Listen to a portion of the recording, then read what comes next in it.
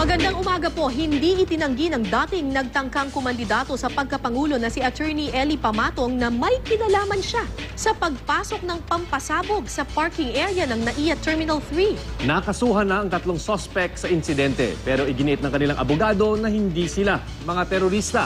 May news to go si Von Aquino.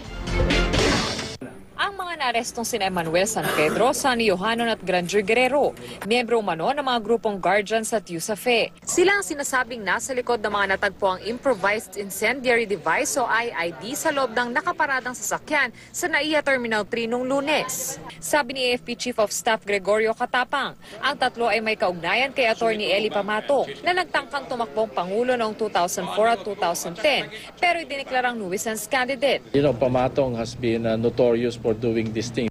Hindi naman tinanggi ni Pamatong na may kinalaman siya sa pagpapasok ng pampasabog sa NAIA. Well, to a certain extent, I am responsible. Kasi in-encourage ko yan si Jujut. My instruction was to do everything reasonable to stop Chinese economic domination of the Philippines and dismemberment of the Philippines. Bukod sa mga IID, nakuha rin sa grupo ang 4 na pahinang dokumento na nagdedetalye ng planong pag-atake sa isang gusali, shopping mall at Chinese Embassy. Tiniyak naman ng Department of Foreign Affairs ang safety ng Chinese Embassy sa bansa. Ayon kay DFA spokesman Assistant Secretary Charles Jose, magpapadala rin daw ang DFA ng note verbal sa Chinese government.